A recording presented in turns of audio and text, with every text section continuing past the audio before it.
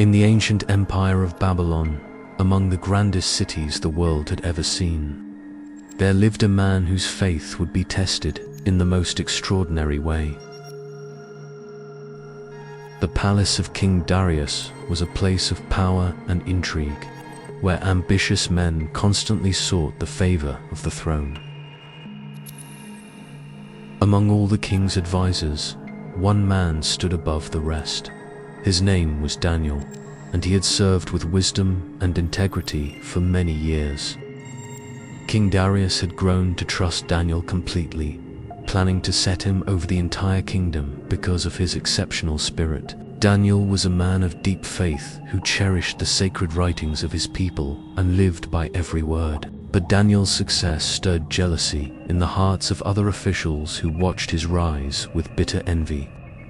3 administrators plotted in the shadows, desperate to find some fault in Daniel that would bring about his downfall. "There must be something," they whispered.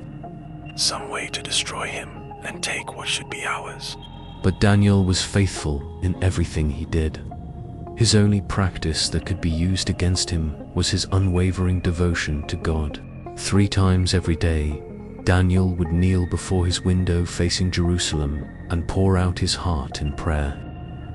This was Daniel's sacred rhythm, morning, noon, and evening, giving thanks to the God of his fathers. The jealous officials followed Daniel secretly, watching his every move, searching for the weapon they could use against him. Through his window, they observed Daniel kneeling in prayer, and their wicked plan began to take shape. "We have found it," they said with cruel satisfaction.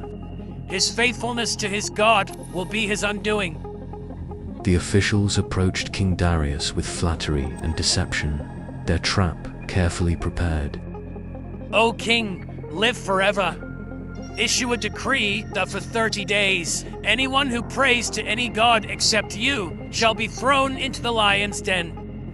Flattered by their words and unaware of their true intentions, King Darius signed the decree, making it an unbreakable law of the Medes and Persians. Daniel heard of the decree, understanding immediately what it meant and what he must do. The officials watched eagerly, knowing that Daniel would never abandon his prayers, not even to save his own life. True to his faith, Daniel walked through the palace with quiet dignity, his decision already made in his heart. When Daniel returned home, he opened his window toward Jerusalem, just as he had always done. And there, in full view of anyone watching, Daniel knelt and prayed, giving thanks to his God, just as he had done before. The officials saw everything they needed. Their trap had sprung, and Daniel was caught. They rushed to the palace, barely containing their wicked excitement, ready to deliver their accusation. "O king," they cried, "Daniel, one of the exiles from Judah, pays no attention to your decree. He still prays 3 times a day." King Darius was devastated. He suddenly realized he had been tricked into condemning the man he trusted most.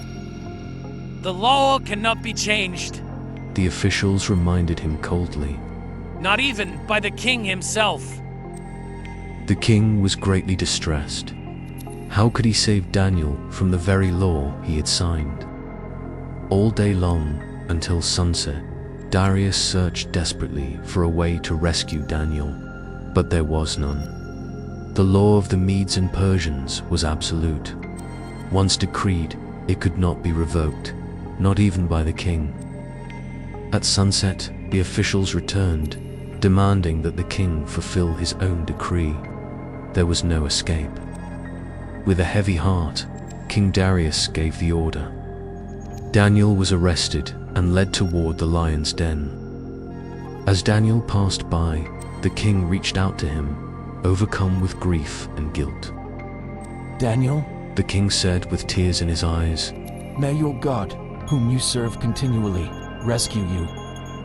Daniel looked at the king with peace in his eyes. "Do not be troubled, your majesty. My God is able to save me, and even if he does not, I will serve him still. The lion's den was a deep pit carved into the rock, where hungry beasts waited for those condemned to die. The sound of growling rose from the darkness below, massive lions who had not been fed, ready to devour. Daniel was lowered into the pit, descending into darkness, surrounded by the eyes of hungry predators.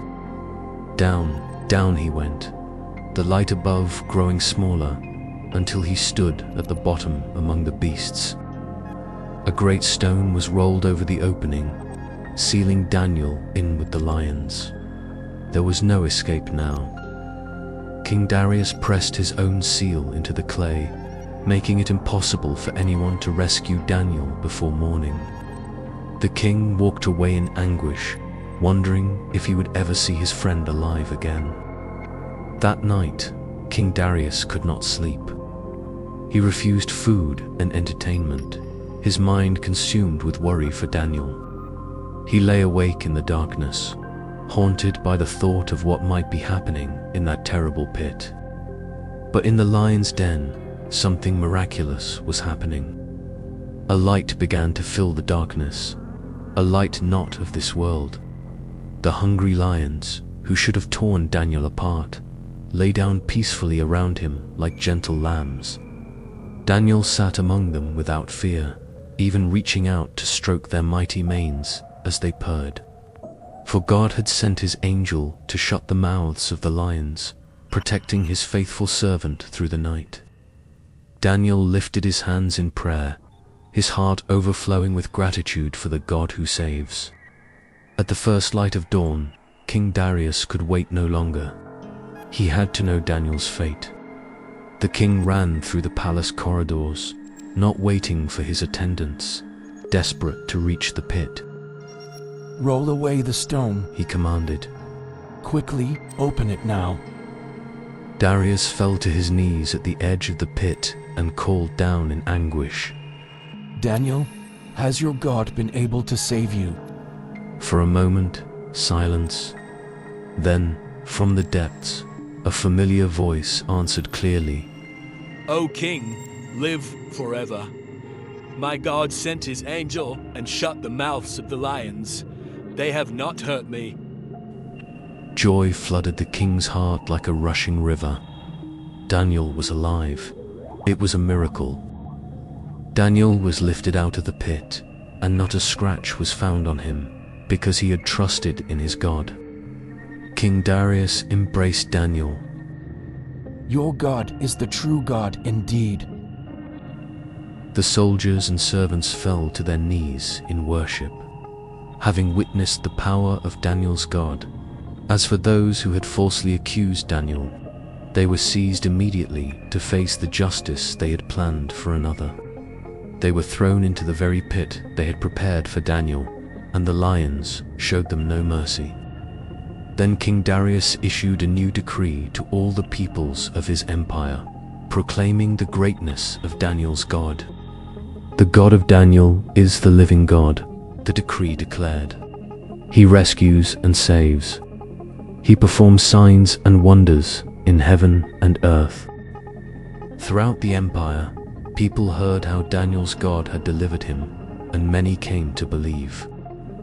Daniel stood beside the king, a testimony to God's faithfulness, blessing all who would listen. And Daniel continued to pray, just as he always had, morning, noon, and evening, now with many others joining him. So Daniel prospered during the reign of Darius, for he trusted in his God, and his faith became a light to all nations.